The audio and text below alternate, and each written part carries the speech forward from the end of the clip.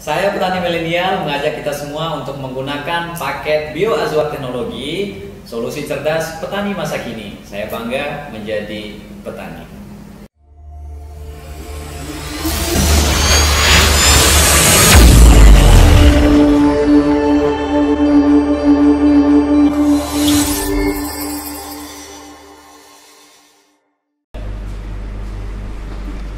Hai sobat-sobat Warta Rinjani, bersama saya Hubi di sini. Assalamualaikum warahmatullahi wabarakatuh. Di masa pandemi ini kita berharap teman-teman dan keluarga dalam keadaan sehat walafiat. Dan tetap ingat 3M, pakai masker, jaga jarak, dan cuci tangan pakai sabun. Teman-teman, sebagian orang pengen sekali menjadi orang yang lebih baik dari sebelumnya. Salah satunya adalah pengen menjadi orang yang berkualitas untuk dirinya dan keluarganya. Nah teman-teman, kita ada pemuda inspiratif yang bisa dikatakan pemuda inspiratif bagi saya dan bagi teman-teman nanti. Ini beliau ada kelebihan yang kita bisa cari dari beliau. Beliau ini adalah salah satu mahasiswa di universitas yang ada di Lombok. Dan salah satunya juga beliau ini tidak hanya sebagai mahasiswa, tapi dia ini adalah seorang aktivis, bisa dikatakan begitu. Nah teman-teman, kita akan ulik-ulik itu nanti bersama sahabat saya atau teman saya. Dengan berbagai kelebihan yang dimiliki, teman-teman bisa intip nanti. Saya sapa dulu ya teman-teman. Selamat datang di podcast kita. Mas Ishak ya? Iya, Ishak. Okay. Terima kasih Mbak. Sebenarnya nama lengkapnya apa sih? Saya populernya di Ishak Baidowi, tapi nama formal tuh Ishak Badawi. Oh gitu. Jadi ada perbedaan sedikit. Oh gitu. Jadi dipanggil Ishak ya? Iya, dipanggil Ishak. Oke, kita salam dulu deh. Assalamualaikum warahmatullahi wabarakatuh, Mas Ishak. Waalaikumsalam warahmatullahi wabarakatuh. Luar biasa Mbak.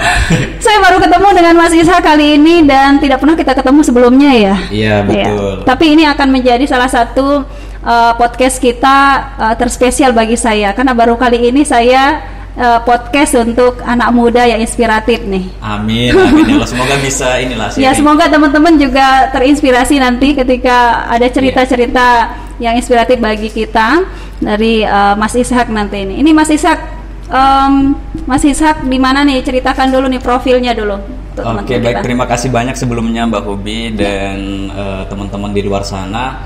Jadi saya biasa dipanggil Ishak. Saat ini sedang menempuh pendidikan di Universitas Hamzanwadi. Oke. Jadi baru semester 7. Bentar lagi masuk semester 8. Nah, ini teman-teman semester 7. Jadi kalau kalian ini pergi ke salah satu nih di Universitas Hamzanwadi di semester 7, Mas Ishak ada di situ. Terus Mas Ishak? Ya, jadi saya ngambil jurusan program studi teknik informatika. Oke. Dan selain aktif di kuliah, saya sekarang alhamdulillah dipercaya sebagai wakil presiden mahasiswa. Wow. Terus?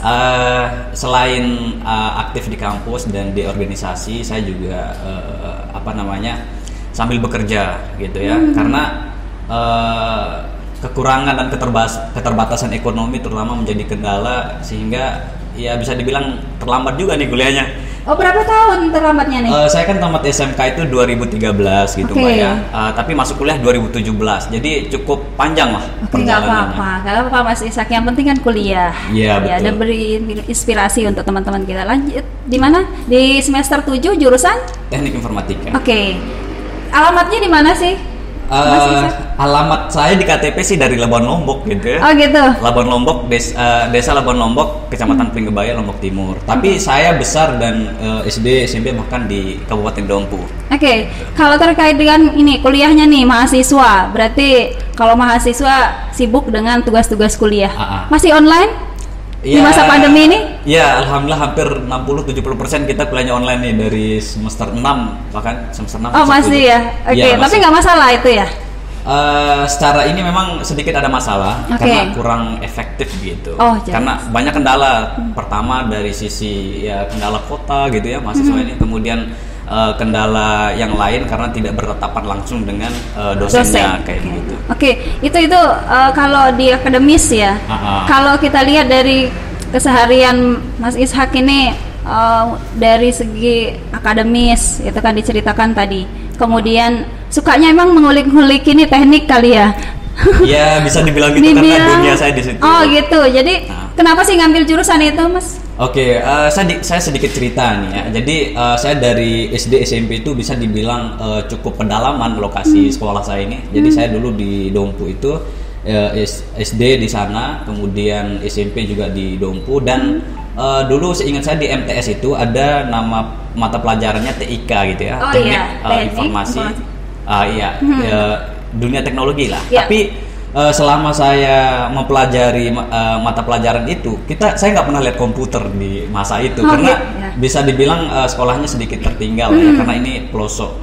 Jadi kita hanya melihat di buku paket bentuk komputer kayak gini, mouse kayak gini, monitor seperti ini. Jadi hanya membayangkan saja gitu. Oke, sejarahnya itu. Jadi ngambil jurusan teknik informatika. Sehingga saya bercita-cita ke depan kalau saya kuliah dan benar-benar dalam diri saya itu kayak harus banget nih untuk kuliah. Saya harus ngambil jurusan teknik informatika. Bagus banget teman-teman ya. Jadi itulah inspirasi nih. Pertama. Jadi salah satunya adalah sejarah sebelumnya.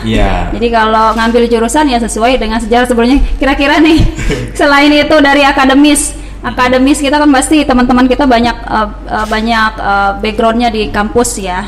Selain di kampus nih apa aja di kegiatannya nih Mas Ishak? Saya akhir-akhir ini banyak disibukkan karena dari sebelum masuk kuliah saya alhamdulillah bisa dibilang banyak terjun juga di dunia kerja gitu ya. Saya tamat SMK 2013, kemudian setelah tamat SMK itu saya dulu hidup di Mataram 2 tahun. Dulu pernah kerja di toko fotokopi, di rental komputer, kemudian pernah juga di dunia jurnalis di majalah. Jadi dulu ada majalah Sakinah namanya, itu majalah nasional. Saya dipercaya untuk jadi perwakilan di NTB. Jangan-jangan jadi covernya juga nih? Enggak juga.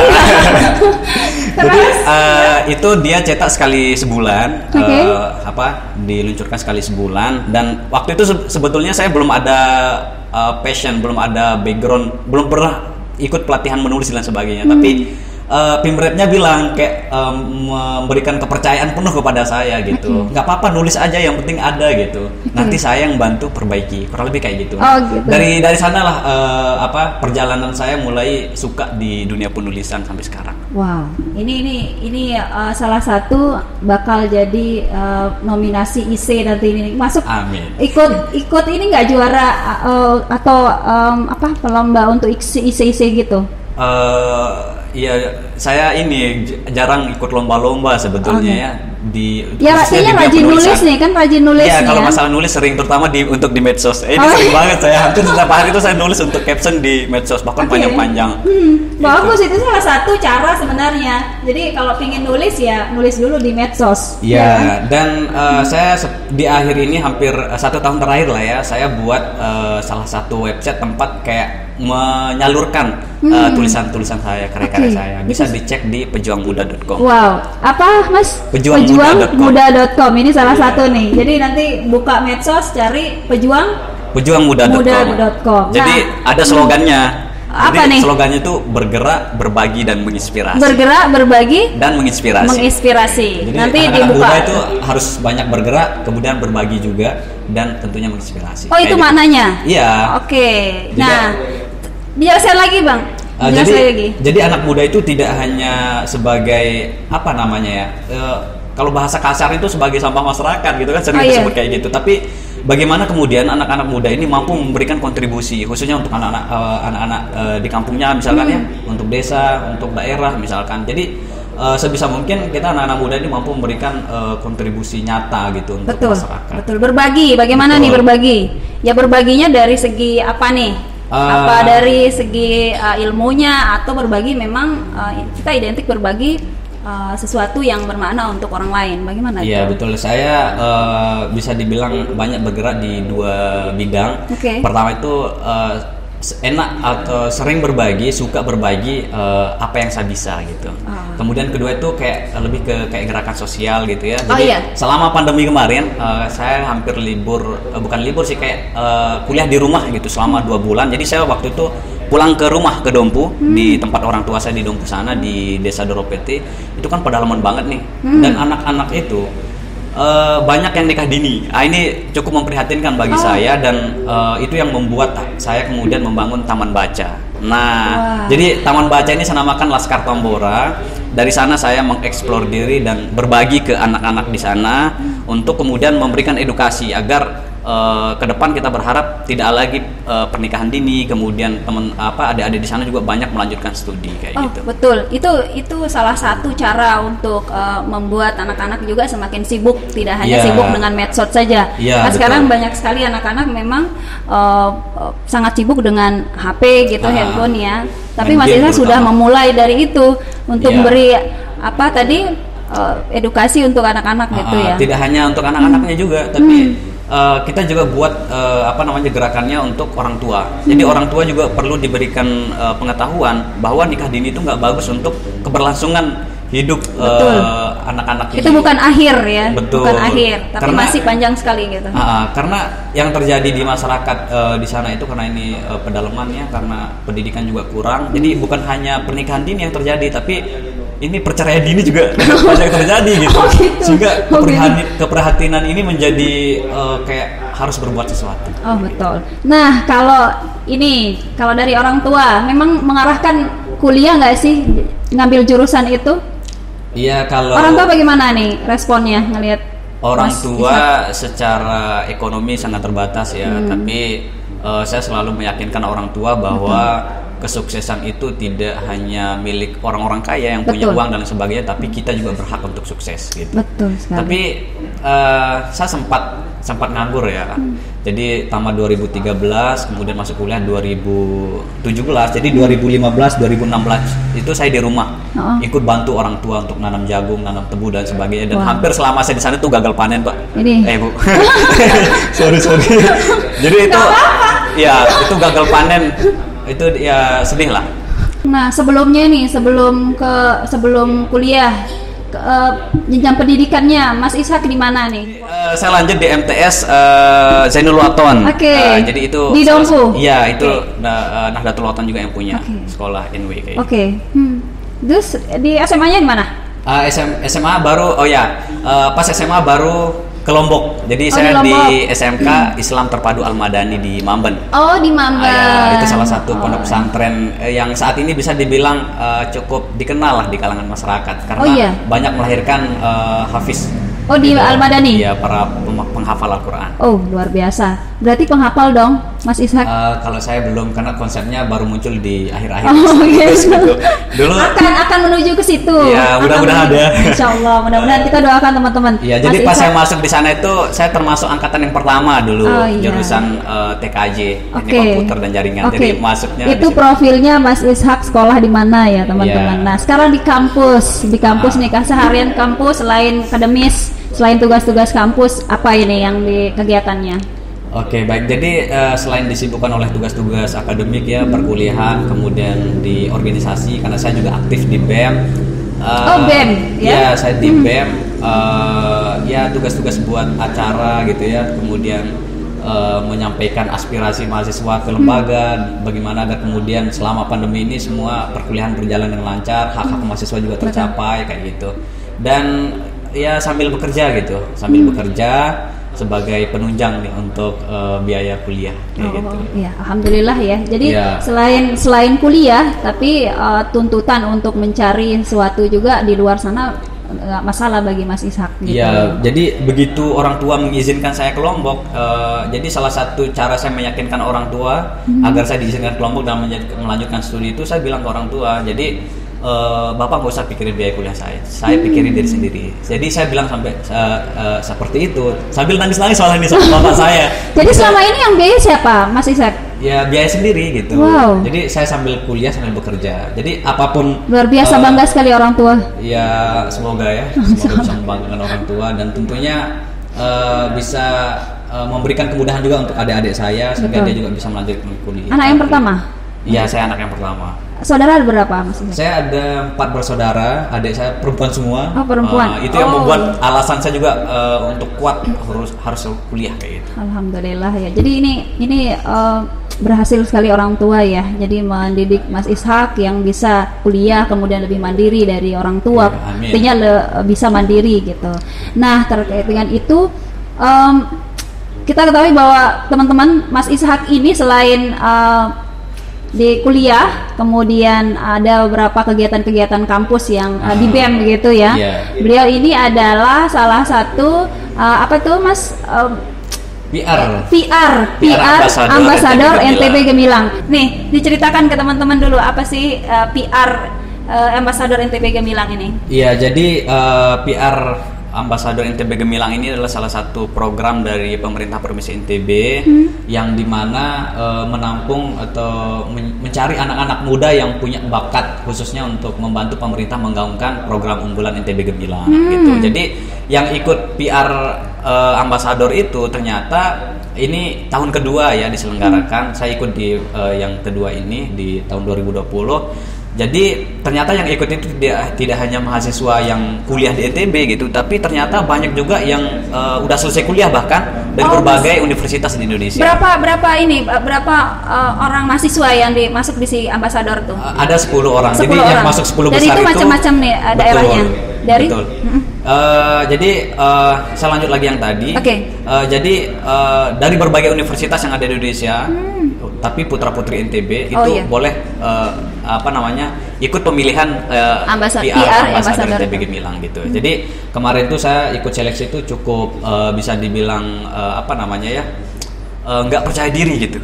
Karena itu diminta atau Mas Ishak yang punya inisiatif untuk? Saya inisiatif sendiri untuk ikut karena saya melihat akan banyak dapat teman baru, pengalaman baru, kemudian jaringan baru, sehingga di sesi terakhir, hari-hari terakhir, detik-detik terakhir tuh saya kayak beranikan diri, Bismillah gitu, ikut daftar. Ternyata? Alhamdulillah dimudahkan gitu ya. Karena melihat ternyata yang ikut itu alumni Universitas Muhammadiyah Malang, kemudian tapi masih putra NTB. Iya, putra-putri NTB. Jadi ternyata anak-anak NTB juga sangat luar biasa ya.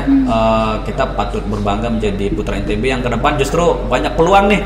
Terutama ada MotoGP, kemudian pariwisata NTB juga sangat luar biasa. Banyak sekali yang akan menjadi peluang putra NTB untuk lebih menasional begitu, untuk lebih mengenalkan NTB khususnya. Karena PR itu Ambassador itu memang khusus untuk mempromosikan NTB. Iya. Nah, selain itu, ini dari beberapa jadi Ambassador nih, selain kegiatan-kegiatan Ambassador, artinya Mas Ishak ini kan berarti orang sibuk gitu. Iya, nggak sibuk banget sih. Dengan kriteria, artinya dengan profesi seperti itu, Ambassador itu pasti ada kenal-kenal dengan, apalagi dekat dengan orang yang nomor 1 di NTB begitu. Alhamdulillah sejak masuk 10 besar menjadi PR Ambassador, kemudian setelah dikukuhkan dan sebagainya, alhamdulillah ya sering ketemu sama beliau-beliau ya, orang nomor 1 di NTB. Diminta apa aja? Ya, setiap ada agenda Pak Gubernur, Ibu Wakil Gubernur itu kita diminta untuk mendampingi, kemudian membantu gaungkan program unggulan NTB Gemilang melalui medsos yang kita punya atau passion yang kita punya. Bisa sosialisasi juga secara offline ya. Jadi karena masih dalam masa pandemi ya. Betul. Jadi medsos saya bisa dibilang ya salah satu fungsinya adalah membantu gaungkan program NTB Gemilang seperti industrialisasi, kemudian zero waste. Kemudian sejak menjadi PR Ambassador ini, saya tugas-tugas kuliah saya hampir itu membahas tentang selalu saya kaitkan dengan program unggulan NTB Gemilang. Karena saya di teknik informatika begitu ya. Jadi banyak juga terobosan-terobosan dari sisi teknologi pemerintah provinsi itu yang diinovasikan. Salah satunya ada NTB Care misalkan ya. NTB Care itu berfungsi untuk menyerap aspirasi masyarakat. Jadi masyarakat yang punya keluhan, ada yang sakit, ada yang jalan rusak dan sebagainya, bisa disampaikan melalui aplikasi itu. Ada. Jadi pemerintah provinsi secara cepat merespon dan menyelesaikan masalah tersebut. Itu salah satu kegiatan yang ada di PR itu. Iya. Nah, selain itu ada nggak yang artinya untuk untuk sosial gitu? Ya, artinya kita kan apalagi kemarin ada beberapa bencana kita ya di Lombok ini. Ada nggak kegiatan seperti itu? Jadi kemarin untuk yang gerakan sosial ya, kita sempat juga bersih-bersih pantai. Nah, sedangkan untuk bencana di akhir-akhir akhir-akhir bulan ini banyak sekali ya di Indonesia, dan kita sangat bisa dibilang turut berduka, dan semoga ke depan Indonesia semakin tahan bencana gitu ya. Dan program terbaru dari PR ini memang sedang membuat salah satu proyeknya ini galang donasi. Galang donasi. Ini masih dalam proses ini, Mbak. Oke. Itu sudah lumayan sibuk itu. Artinya ada beberapa program-program di PR Ambassador itu Mas Ishak 90% ikuti gitu ya. Selain kampus. Nah, untuk membagi itu Mas Ishak, karena kan butuh manajemen waktu. Betul. Ada kuliah, kemudian belum bekerja, terus ada juga di organisasi juga. Betul. Kemudian belum di PR Ambassador. Membagi waktu bagaimana? Manajemen waktunya bagaimana sih? Iya, jadi kita bekerja itu skala prioritas, Mbak ya. Jadi ada pekerjaan-pekerjaan tertentu yang dimana itu bisa didelegasikan ya, karena di setiap ini kita ada tim. Misalkan saya di BEM Universitas Hamsanwadi, ada pekerjaan tertentu yang kemudian itu bisa didelegasikan oleh menteri-menteri, misalkan ya oleh BEM kayak gitu. Nah, jika memang tidak ada, memang harus saya yang hadir gitu. Nah, itu kan artinya skala prioritas. Betul. Jadi begitu juga di pekerjaan, kemudian di PR Ambassador gitu ya, kita ada tim dan bagaimana kita mampu menggerakkan tim ini sebetulnya. Tapi nggak masalah dengan perkuliahan, artinya kan tugas-tugas kuliah memang sangat menyita waktu gitu. Ada apalagi sekarang nggak bisa offline, online saja gitu. Tugas-tugas itu loh. Iya betul. Jadi disinilah kita harus berani berkorban. Jadi mengorbankan waktu main-main kita untuk mengerjakan tugas, mengorbankan waktu kumpul-kumpul kita bersama teman-teman kelas, terutama ya sering sekali ada, ayo diajak liburan, diajak makan-makan dan sebagainya, dan kita korbankan itu. Di off dulu, di rest dulu. Betul. Untuk melaksanakan tugas-tugas kita yang ada, karena itu ya bisa dibilang prioritas kita untuk masa depan kita dan untuk ya kepentingan pribadi dan mungkin kepentingan untuk orang tua juga. Ya. Jadi tetap sekalipun Mas Ishak punya program atau kegiatan-kegiatan yang banyak di luar sana, tapi tetap skala prioritasnya adalah memang akademis. Sekalipun memang akan membagi-bagi waktu, nggak masalah. Dari orang tua bagaimana nih dengar berita kalau anaknya nih putra kesayangan gitu, putra kesayangan dapat PR menjadi PR Ambassador. Bahagia nggak sih? Jadi orang terkenal dong. Iya. Salah satunya. Bilang begitu ya. Karena ternyata banyak juga undangan-undangan untuk salah satunya kayak begini, diundang podcast. Jadi teman-teman PR yang 10 itu sering diundang podcast, bantu gaungkan juga program-program ITB Gemilang melalui acara-acara seperti ini gitu. Bahagia kan? Ya, alhamdulillah kebetulan waktu itu pas pemilihan terakhir malam puncak itu orang tua hadir. Gitu. Dan adik saya juga hadir. Jadi bangga juga, satu kebanggaan bagi orang tua ya. Jadi kalau anaknya memang ada kelebihan yang ada pada dirinya kemudian dilihat oleh masyarakat di sekitarnya, juga itu kebanggaan bagi orang tua gitu. Betul. Nah, ini saya tanya kembali nih orang tua nih. Ini kalau bahas orang tua memang luar biasa. Sering mau sedih nih kalau bahas orang tua. Iya, apa-apa juga ini berbagi dengan teman-teman Warta. Jadi orang tua ini memang apa sih cita-citanya untuk Mas Ishak ini, pernah cerita nggak sih dia? Artinya keinginan saya pingin anak saya itu nanti jadi seorang apa gitu, orang terkenal atau guru gitu, atau gimana sih, gimana? Jadi waktu saya SD dulu saya selalu ingat kata-kata orang tua. Jadi besok kalau kamu besar kamu jadi dosen kayak gitu. Kamu harus jadi dosen. Jadi saya kurang tahu juga orang tua ini dengar dari mana. Jadi dosen itu dibilang dibagi dua. Ada dosen kilat, ada dosen terbang. Saya nggak paham maksudnya apa gitu. Tapi orang tua bilang dosen kilat ini gajinya banyak gitu. Tapi kalau dosen terbang ini lebih sedikit gitu. Saya kurang tahu juga orang tua dengar dari mana itu. Tapi cukup menarik bagi saya gitu. Iya. Kali aja berpikiran orang tua itu mungkin karena terlalu banyak di pesawat kali ya. Jadi, juga kali. Tapi yang saya simpulkan dari apa yang disampaikan orang tua, jadi kalau misalkan dosen kilat itu katanya itu ngajarnya dari negara satu ke negara yang lain kayak gitu. Jadi mobilitasnya tinggi kayak gitu. Nah, sedangkan dosen terbang ini kurang lebih kayak ya cukup di Indonesia saja. Itu yang saya simpulkan. Itu yang tapi begitu masuk di dunia perkuliahan saya seperti kayak ada lucu-lucunya gitu. Apa yang disampaikan oleh orang tua saya di masa kecil itu. Tapi itu menjadi penyemangat saya justru. Oh iya betul. Jadi sebenarnya orang tua juga pingin ngelihat anaknya sekalipun jauh dari orang tua, tapi tetap dalam pantauan mereka begitu. Apalagi Mas Ishak juga punya prestasi yang luar biasa di sini gitu. Nah, kembali dengan itu nih. Jadi orang tua Mas Ishak ini kan jauh dari Mas Ishak nih. Ya. Pastinya anak yang pertama, putra lagi gitu, satu-satunya jauh dari orang tua, nggak setiap hari bantu orang tua, iya.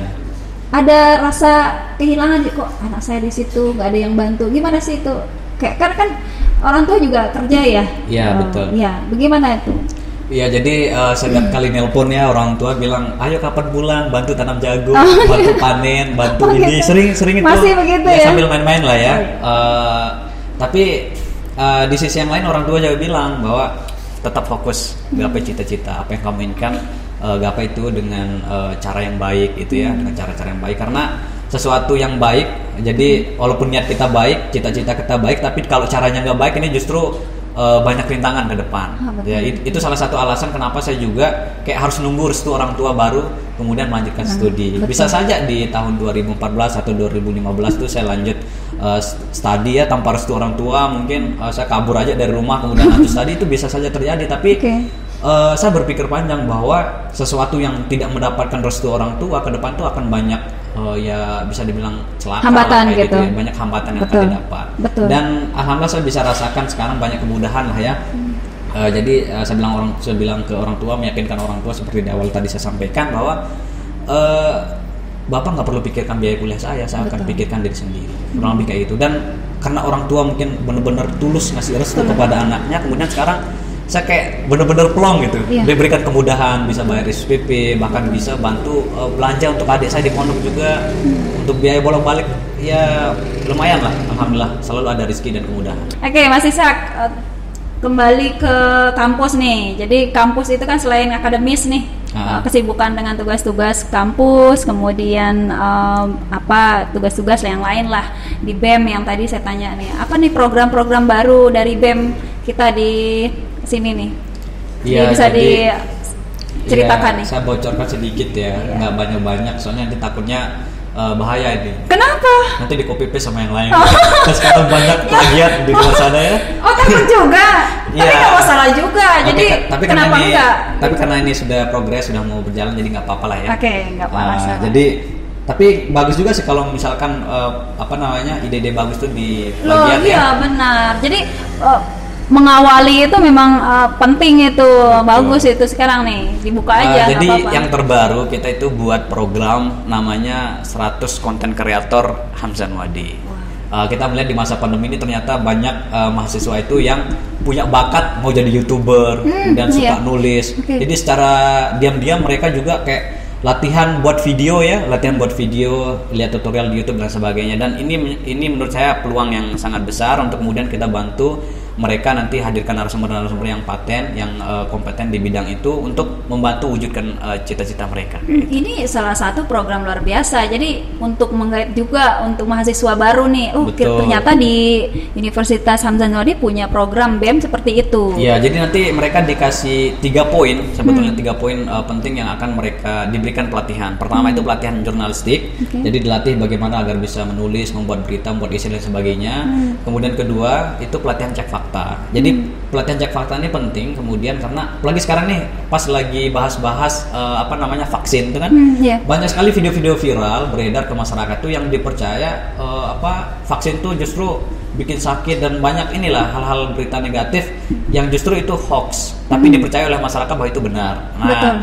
Ini penting untuk diketahui oleh masyarakat khususnya mahasiswa terutama ya bagaimana mengetahui berita itu hoax atau benar gitu. Jadi pelatihan cek fakta ini penting. Kemudian terakhir akan diberikan pelatihan editing video, buat desain, buat konten kira-kira seperti apa. Nah, itu yang program itu yang terakhir nih, yang ketiga mengedit video itu penting sekali. Jadi kenapa enggak mahasiswa juga butuh kreativitas yang tinggi seperti itu. Iya betul. Tapi dia ini masuk. Ini untuk semua yang ada di Universitas Hamzan Wadi. 100 orang terpilih. Oh dipilih. Nggak semua bisa ikut nanti ini. Oh gitu. Ya, jadi ada